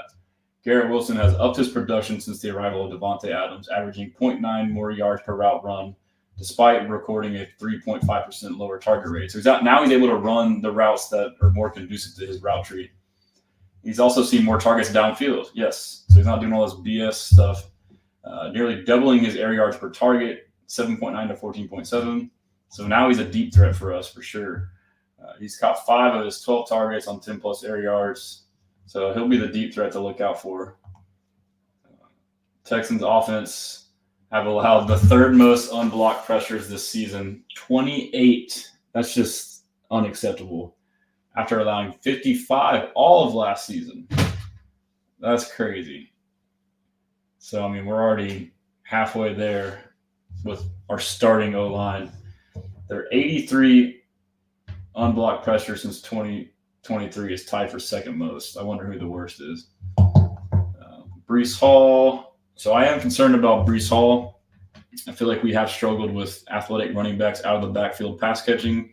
So that's another key to the game, is going to be to contain the running backs in the pass game. Don't let Breece Hall get loose on a screen and do something crazy. It says that he's amassed 420 yards and 3 touchdowns on 111 carries this season, generating a 30.6% success rush rate, 8th lowest. So he's having an off year rushing, but I'm still treating him as a threat. However, this is what I said right here, Hall has caught 33 of his 46 targets for 316 yards and a touchdown through the air, generating plus 77 yak, second most. So he's an absolute threat in the receiving game. And Rodgers is leaning on his backs. He's throwing it to him quite a bit. So that's another key on defense, is to shut down Breece Hall in the pass game or limit him. Yeah, this is not surprising right here. Texans offense. The Texans have used a bunch receiver formation on a league-high 23.2% of their offensive snaps this season. The Texans have primarily used Stephon Diggs and Dalton Schultz in these bunch formations, logging 91 and 85 snaps respectively. However, Tank Dell, 57 bunch snaps, has been the primary target from bunch sets, hauling in 8 of his team-high 10 targets for 86 yards and a touchdown. Dell has recorded a 29.4% target rate from such bunch sets, 7th highest, and a 13% increase from his other alignments. This is the same stuff they did last year too, though. We ran a bunch way too often and targeted Dell out of it. I don't know why we do it, but I think it has a purpose and it works. But if teams start to counter it and, bring blitzers off of that, then you got to spread it back out. So Zerline, he is on IR. He was terrible this year. He's lost in a lot of games. The Texans have run the ball on just 30.8% of their third and short 1 to 2 yard plays this season, the lowest run rate on third and short in the NFL this season. Wow, this is crazy. So this is a fair criticism of Bobby right here. So on third and short, the Texans just don't run the ball. 1 to 2, third and 1 to 2, we just don't run it. We're running play action or pass, which that's crazy. I don't know how many we've had. I feel like we haven't had a lot of third and shorts, but it says that we have utilized 12 personnel on 47.3% of their pass plays this season. The highest rate in the NFL, generating more yards than expected on 40% of those runs. So Texans have utilized 12 personnel on, so 1 running back, 2 tight ends. 1 running back, 2 tight ends. 47% of our run plays are through that. So if we're in 12 personnel, we're going to run the ball. And the highest rate in the NFL. But we are effective in the 2 tight end sets. So that's the problem, though, is this 2 tight end sets, the run works, but then when we pass, it's terrible. So you basically almost negate it because you run in that formation with 2 tight ends, and then you pass and give up a sack like almost every time. So I would imagine we run more of these 2 tight end sets, given the injuries at receiver. So. And like I said earlier, I would like to see in these 2 tight end sets, one of the tight ends being like an extra tackle or a guard, Dr. Do, we'll do another one. We'll do a live chug. I'm going to wrap up here in a bit. It's getting late, but we'll make a plan to do a live chug on a show soon. We'll just do it, not like a show, just like a meetup. Optimistic, got to pull an AR and tap out. See you, bro. Derek Jeter and A-Rod sitting there having to host that Dodgers beat. That's hilarious. Love it, dude. Let me just go through a couple more of these. I think the ones that stood out was I'm getting tired of myself. I'm about to fall asleep. Quentin Williams. So this is interesting. Quentin Williams basically had a slow start, and he's picked it up. After generating just 8 pressures through the first 4 weeks of the season, Quentin Williams has since generated 15 pressures, tied for second most by any defensive tackle over that span. So he's like, one of the best defensive tackles the past however many weeks. He's also generated 6 of those pressures in under 2.5 seconds, tied for second among defensive tackles. Matchup. This is key. The Texans' interior offensive linemen have allowed 79 pressures this season, the 4th most. So Quentin Williams has the second most in the past 4 weeks, and he's basically one of the best pass rushers against the worst pass pro interior line. Not good. Let's see. Both the Texans and Jets have blitz at top 5 rates. This is what I said. Both teams are gonna blitz, bro, on third down. However, interim DC head coach Jeff Ulbrich The Jets have upped their third down blitz rate to 54.8%, the third highest rate since week 6 through week 5. So the Jets have blitzed a lot, and then even more so with him, the new coach on third down. And that's been a problem for us on third down. So that's scary. That was that one. Let's look at this. Rodgers. Yeah, so this one was basically saying that Rodgers' time to throw is 2.59 seconds, second fastest, so he's getting rid of the ball quick. And then he says Rodgers frequently targets goes on these quick ones, so he's just chunking the ball on go route. So he's probably facing blitzes and trying to hit the guy.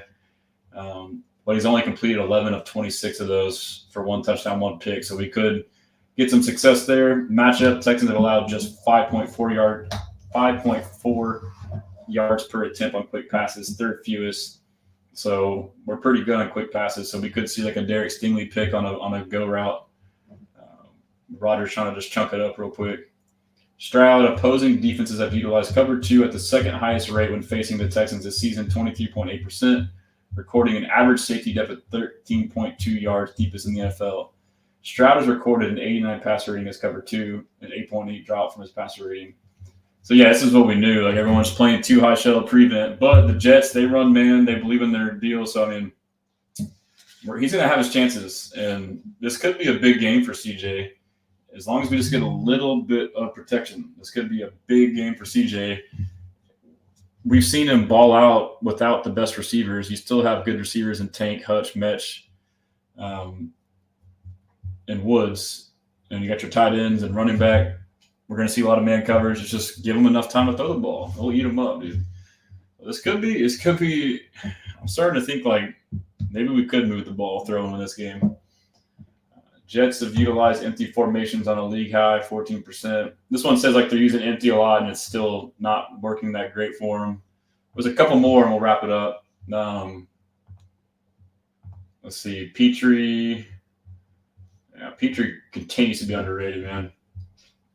He leads all slot corners with 14 run stops this season, while also recording 5 run stuffs, second most, and 16 run tackles. He's a freaking beast in the run game. He's also recorded career highs with 41 pass rushes at a 14% blitz rate. That's crazy. He's already matched his career high with 7 pressures in just 8 games in the season. He is our X factor, guys. I mean, he's insane. Petrie has played just 3 defensive snaps aligned as safety this season after primarily playing the safety position his first 2 seasons. So he's a slot nickel corner. He's a star, a box safety essentially. Petrie is one of 6 defensive backs who have played over 25% of their snaps lined at linebacker. He's basically a linebacker, 25% at slot corner and 5% at edge. So he's just right up in the mix. As Will Anderson said, he's got a condo in the trenches. Eric Murray and Kamari Lassiter have allowed the 2 lowest completion percentages as nearest defenders this season. Eric Murray's underrated. If he's within range, they're good at pass breakups is what that indicates. Murray's recorded a 28.6 ball hawk rate this season, 3rd highest in the NFL. What? Damn, we're sleeping on Murray, bro. I don't know what the ball hawk rate is, but I mean, 3rd highest. Lassiter has allowed a negative 5.4 reception rate over expected. That's crazy. These guys are basically just dogs. If the ball's around them, you're not gonna catch the ball. That's insane. That's that relentless swarm mindset right there. Did Williams give May a concussion too? I don't know. I saw he was out of the game, but that could have been. Brandon, yes, we do need a double Quinn Williams every play, at least, if not triple. Tekra J. What has been overlooked is that the defense has been all world this season. Facts. Unfortunately, the book on us is that if you send advanced pressure, our defense send advanced pressure on our defense, it limits the offense. I'm not sure what that second part means, but yeah, I mean, and you know what's funny is like all of us Texans fans that watch training camp, we all saw the defense balling out every day and the offense struggling. And what's happening now? The defense is balling out and the offense is struggling. So we thought it was just because our defense was so good, but maybe it was a little bit of both. I mean, this is basically how training camp went, honestly. While it seems elementary, If we can get good at picking up pressures, we will be dangerous. Look at the All-22, and you see that CJ has less time to make decisions than other QBs in the NFL. No, big facts, dude. It's like without a doubt, and I'm in 100% agreement with you. Like I tweeted that during the game. I said we have a Super Bowl caliber defense. If we can just figure out our pass pro, it's on. Like that's a big if at the moment, but a lot of it's mental too, though. I mean, I'm optimistic we'll get it sorted out. You know, it'd be one thing if the guys were just getting manhandled and beat, which has started to happen more and more, but most of it's just mental errors, bad communication, just little things, tripping on players, running back not picking up a guy, tight ends just not even seeing a guy. So, I mean, they got to get that shit figured out ASAP. And if and when they do, I mean, we saw like if CJ gets like 2 seconds to throw, if they just like put a hand on a guy, I mean, he can at least extend the play, like give the guy a chance. Like we know what he is. Like I agree 1,000%, bro. Defense is elite. Offense is elite if we can have decent pass protection. May is in concussion protocol, says Sarah, so I'll do some digging on the play. Okay, yeah. And did they play at MetLife or New England? I can't recall. Let me see if I can pull it up real quick. That would be curious to know as well. Let's do this. We will do. What's crazy is Kenyon was pancaking the first game. Yeah, so his first game, he was like lights out, and it was against the Colts, who he showed against this last game. But at the time, we just thought, oh, Colts defense sucks. But, you know, and that's maybe what D'Amico and co are looking at is like we've seen it happen. So, like, they just are having a hard time just letting go. Like, when they know it's there, like, what happened to it, bro? Now he's the pancake. That's hilarious, Sarah. That's funny. Brandon with the personal take. I think when guys are out injured, they should be doing catching drills where they stand in place and make catches over and over and over until when Aziz or others return. I think guys, when they are injured, should do. Not sure what that means, but they catch the INTs instead of dropping them. Need to do. Yeah, I mean, typically anybody who's out, you still do stuff that wouldn't hinder your or worsen your injury. Like if a receiver's out, you're still catching balls in the jug machine. But yeah, a defensive player should be doing that. That was in New England. Okay, good to know. All right, we're almost done with the next gen. I'm sure y'all are enjoying this. This is all the good stuff. Yeah, so the Texans have a line with more defenders than blockers in the box on 55.2% of defensive snaps this season, fourth highest, recording a run stuff rate on 31% of the plays, second highest. So basically, D'Amico is bringing pressure to stop the run and trusting if it is a pass to trust our guys in coverage one-on-one, and the secondary has been holding up their end of the bargain. However, the Texans have also allowed the second highest explosive run rate. So we're stacking the box, and it's kind of like we can shut you down a majority of the time, but you might pop a few big ones is the way I interpret that. But our run defense has been pretty stout 2 years in under D'Amico. Stingley and Lassiter. Stingley has allowed the third fewest yards per target among quarterbacks in man coverage this season. So Stingley is quietly doing Stingley things. He's allowed a 40.9% completion percent in man coverage season, second lowest rate among outside quarter. Yo, oh, holy shit! Y'all see this? So we got Will and Daniil, who are the two best. This defense is elite. We got Will and Daniil, who are the two best rushers. They're like number 1 and number 5, like respectively, 1 and 4, but together on the same team. And then we got Stingley and Kamari, who are like the two of the best outside corners. Derek Stingley has allowed a 40.9% completion percentage in man coverage this season, the second lowest rate among outside cornerbacks, trailing only his teammate Kamari Lassiter with a 35.3% rate. Holy cow. So people were like tripping thinking like our corners suck.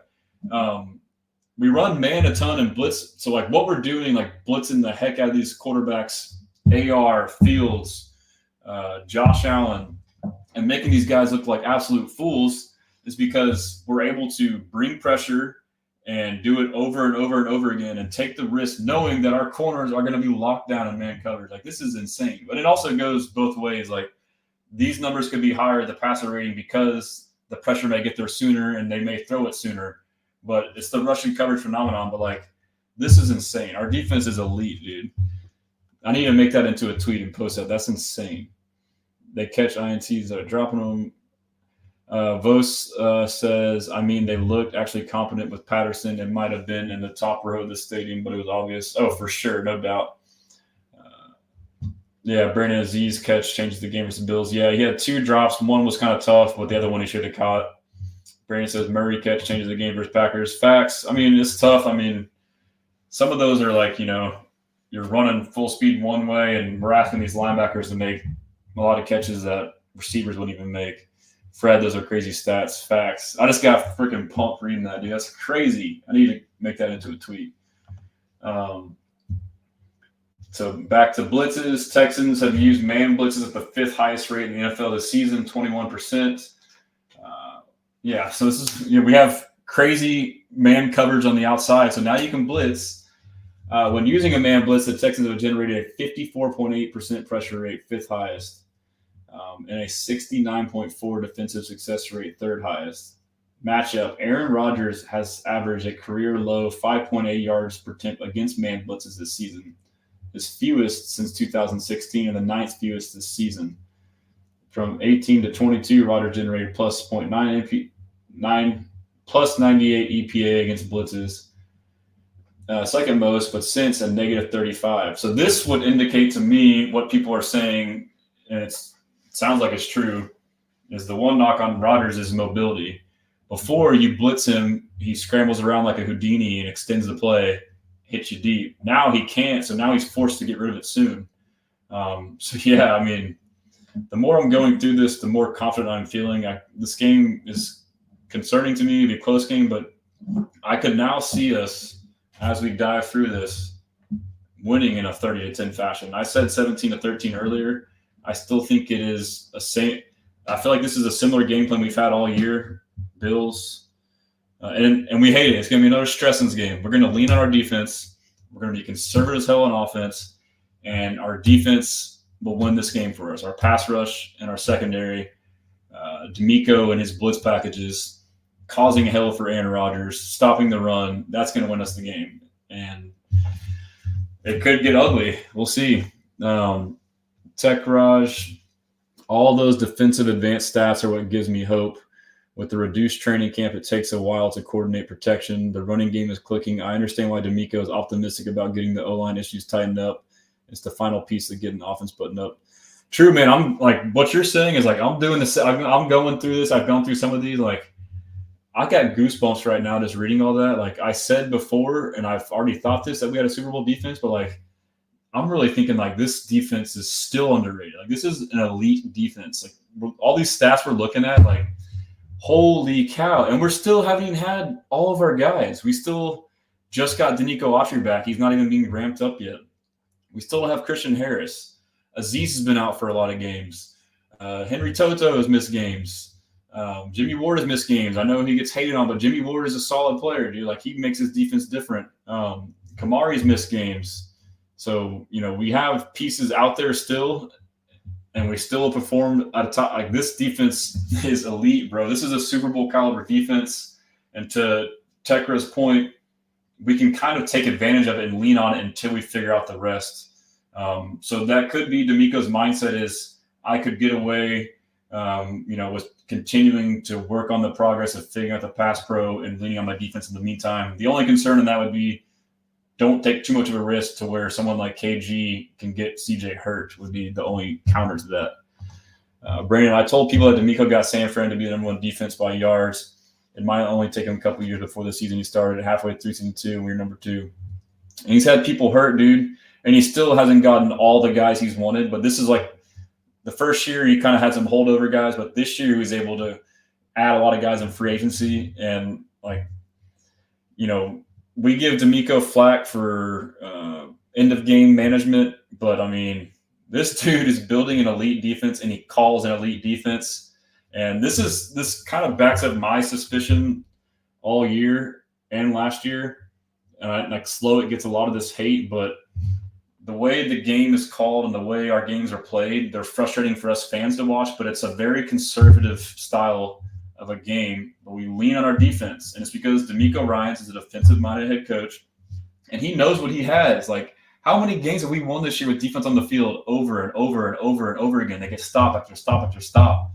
I see why, dude. I mean, I'm kind of buying back. I kind of got frustrated for a minute. Like, this has been his MO, but like, this defense is elite, bro. I mean, we just marginally improved the offense. You know, it takes the pressure off them. They can figure things out. But yeah, I do think that like people get frustrated with Slowick for run, pass, or this or that. But like, I think it is a top-down approach. Hey, field position, don't be dumb. Don't turn the ball over. My defense will get the ball back to you. We have an elite kicker. We can win games like that.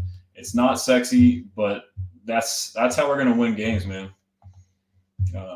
But I will say the offense needs to improve to where when we start to get these leads, to get that kill shot to end the game that's where we need to improve for sure. Brandon says, I also said before the season started that defense might be what carries us. I think a lot of us are. No, I feel like I was on that too. I mean, defense I feel like is better than offense. It's what carries us, more elite than offense, facts. And I know now it looks that way. Yeah, I mean, that's what a lot of us saw in training camp, man. I think that's the play. Jamie and Sherwood in the tackle. Jamie and linebacker has a shoulder injury, but he's playing. Only Stressan is our O-line. Facts. I wanted to kind of stop reading these, but I keep finding good nuggets, man. I'm getting more and more pumped. Will Anderson and Will McDonald, second-year edge defenders. Will, that's funny. Both rank inside the top 10 in pressure rate since 23 because they're both in the same draft class. But Anderson has been significantly more productive run defender. So this is why Will is Will. Like, he's elite pass pro and he's elite pass rush and elite run defender. Anderson leads all edge defenders with a 7.1% run stuff rate this season. That's crazy. In comparison, McDonald is the only edge defender with at least 100 run defense snaps who has not recorded, a single run stuff. So Will McDonald is a one-trick pony. He's a pass rush specialist. Run the ball right at him. Run the ball at Will McDonald. He doesn't have one run stuff this year. And Will Anderson has the most. That's crazy. Will's a complete package, baby. Right here. Let's see. Fred, keep looking. By the time you know it'll be kickoff. Hey, if it makes the time go by, shit. Tekra, I had questions about the Devin White signing. I thought he was washed up. However, he was with us for a few days and made an impact on the Colts game. It is hard for me to criticize DeMeco when you can get a guy up to speed that quickly. Yeah, I mean, I didn't really criticize the move. I just thought it was a move that was a depth move. I didn't think that he would have an impact like he did. I'm kind of with you on that.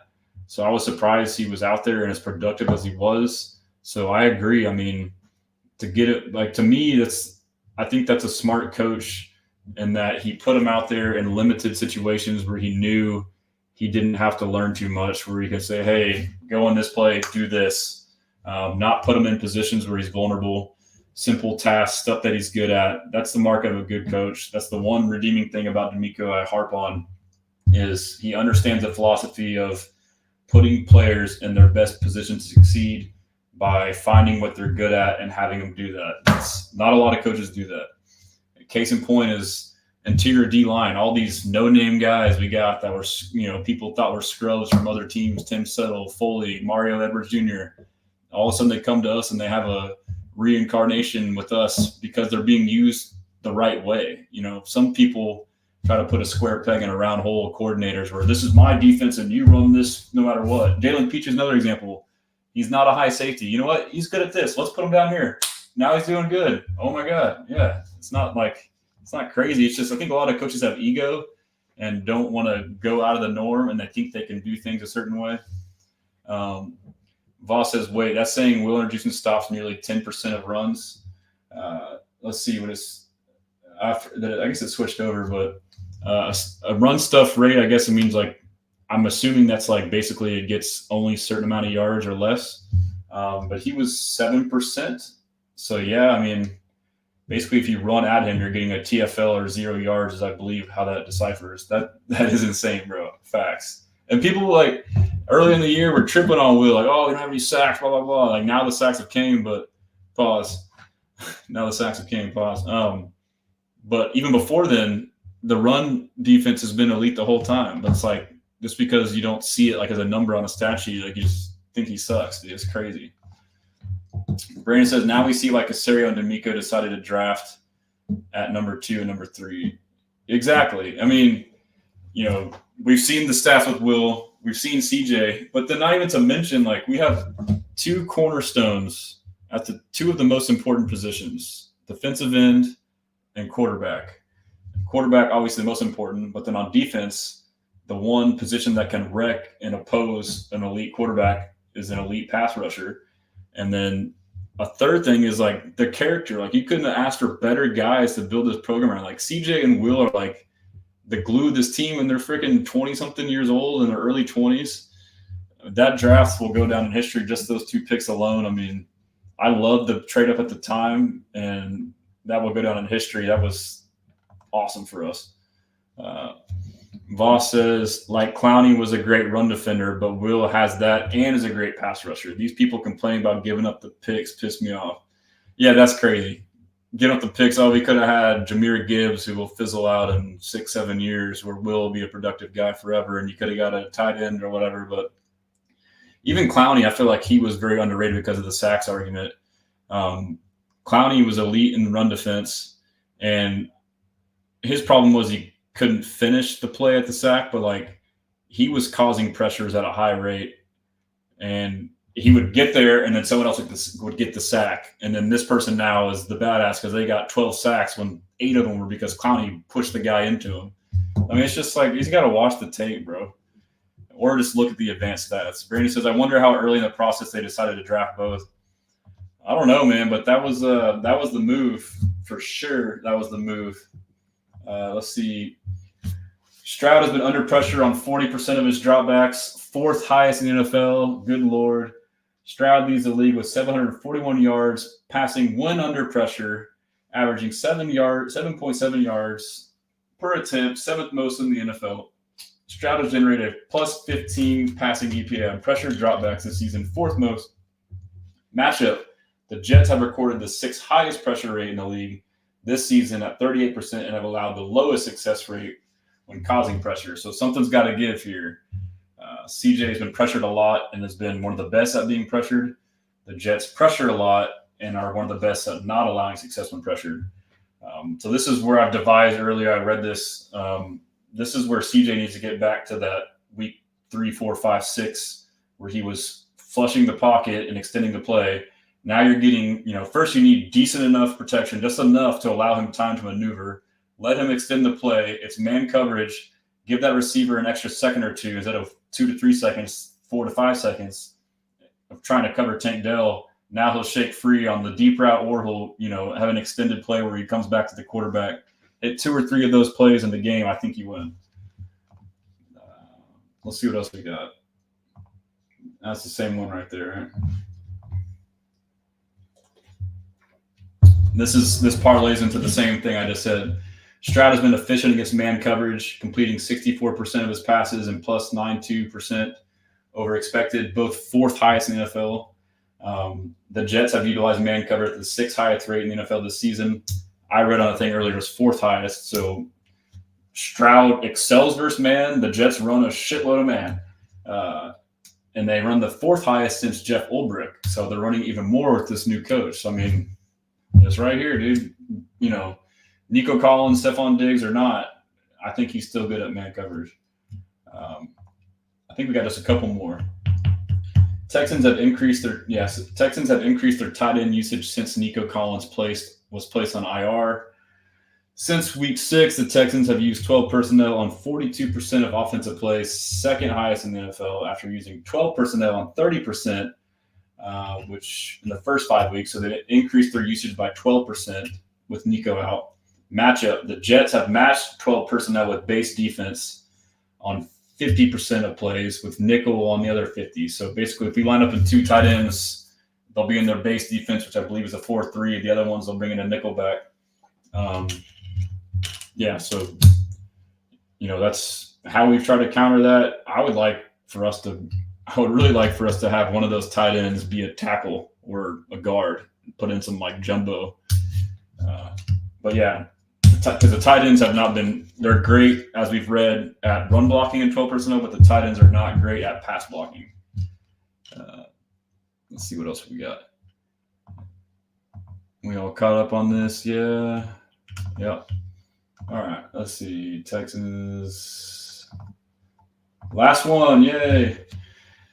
Will Anderson Jr. has averaged 0.73 seconds get off time this season, third fastest in the NFL, helping him generate 12 of his 39 pressures in under 2.5 seconds. That is terrifying. Tied for 10th most in the NFL. Anderson has split time between right edge of snap 50%, 57%, and left edge 41% this season.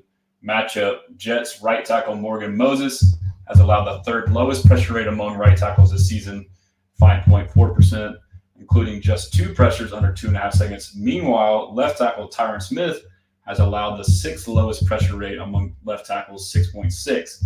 But 12 of his 21 pressures allowed have occurred under 2.5 seconds. So this says Will is great at getting pressure on the edges, but the Jets tackles are better than what we think. Tyron Smith, though, doesn't give up a ton of pressures, but when he does, a lot of them are like super quick ones. So that basically means not good. So like if he does give up pressure, you're likely to get a sack is how I interpret that. I want to see more Stover catches. This might be, it could happen. But that's all I got, fellas. I can go through the site real quick again. If y'all don't mind, I would appreciate y'all subscribing to the newsletter. I'll send it out tomorrow. I'm actually going to write an article. I've already started on it. Preview analysis on the Jets game. I'll add more of what we went over today, a lot of that next-gen stat stuff. And I'll include clips all throughout the week to get you caught up. And then the newsletter, I'll include all the videos to get you caught up, prepared for the game. Caserio interview, D'Amico interview, press conferences, all that good stuff. But yeah, if you haven't checked out my site, man, feel free to check it out. Subscribe right here at the top right. You got articles, videos. So the videos section is pretty cool. I moved it from the homepage, but if you click on it, I basically give you all the good videos you need to see from YouTube. They're all embedded on my site. That way you don't have to go looking for them. Got it all right here, kind of categorized in different playlists by players, press conferences, etc. It's still a work in progress. If you want to as well, you can create a profile. Right here will be a little button. You can click a profile. My vision is this could be a great place for fans to kind of have like a common place between fans and content creators. Like fans can come on here and create a profile, have a Discord, which I'm going to get going. It's available. I just got to spend more time on it. But, we can post topics and we can have our own dialogue. On here, you can have GIFs and insert music and links to tweets and all kind of stuff. So I think it's like a good community to have as well. And then if you want to start writing, you can write on here. I can see if I can put it on the main page as well. And then at the very least on a profile, I would highly recommend creating a profile at the very least to replace using Linktree. If you're trying to promote all your stuff, it'll give you one place to put all your links. You can have your own bio picture and you can have all the links to all your social medias. And then if you need to share it, it's basically your own website. You can just copy and paste this link into your bio. And then, I continue to add features. I'm willing to listen to any feedback. So, it's just kind of a work in progress. And then, obviously you got the store on here if you want to buy any merch. Got some new stuff. I got if they ain't with Houston, F them, Will Anderson Jr. It's become his trademark deal. We got the Houston versus everybody shirt. Aziz punching that poor Bears, Roshan Johnson, CJ Stroud Hope shirt. We got the classic 713 shirt. We got CJ Stroud standing on business shirt. Got an I Love CJ shirt. I got the Step Brothers, Will Anderson Jr. and Danielle Hunter. We just talked about this vaunted duo. This is this might be the best edge duo in NFL history. At this rate, the way it's going, it's got to be. It's insane. It's crazy. Got some other ones too. I mean, and if you got any ideas for stuff you want or whatever, just feel free to hit me up. Check out the articles. I've been trying to like write more in-depth articles. I like this one. I wrote a pretty good one, I thought, or I liked it. It got good feedback last week on the pass pressures, breaking it down. I did the same with the Diggs injury. Basically, the fallout, clips about it, what the options are, if you're to trade targets, what I think we should do, etc. It's all on there. Yeah, I mean, it's just, and then I'm going to come out with a page on here, like a content creators page, which I'm going to list like all the content creators and all their stuff. So it's like a who to follow. It'll have like journalists too. So it's just like a one-stop shop just to make things easier. It's my brother, Darius. Shout out, Darius. Yep, today's my birthday. Appreciate it. I subscribed earlier. Appreciate you, Fred. Yeah, if you don't mind, tell friends and family to follow and subscribe. But I'm just trying to, like, as I've been doing this, like, I feel like I can fill some, not voids, but like, I just feel like there's opportunities to make it easier to be a Texans fan. Like, that's my goal. Is like, I'm already going through and doing all this stuff. So you might as well just let me go and watch every single freaking interview and just clip the good stuff, and I can give you my analysis or whatever. I need to see CJ bring that dance back. Yeah, that's right. We haven't had the squabble in a while. Brandon says, how did you like the Texans defense versus that last Hail Mary play? Yeah, that's good. I mean, you saw that juxtaposed to the Bears versus the Commanders. It seems like that's good coaching, Are there women sizing? They are unisex. So if you get like I appreciate it, Sarah. They're unisex. I'm not sure. I think you can like Google like the size, how they translate. It should have like a size chart on there. But my wife, she got like a men's small and it fits her good in the 713T. So, but yeah, if you ever got any more questions, just feel free to DM me on one of my deals or email me through my website. But yeah, that's all I got. I appreciate y'all tuning in. I will be on X. I'll be tweeting all day tomorrow, and I'll be tweeting during the game. Happy Halloween tomorrow, and be blessing.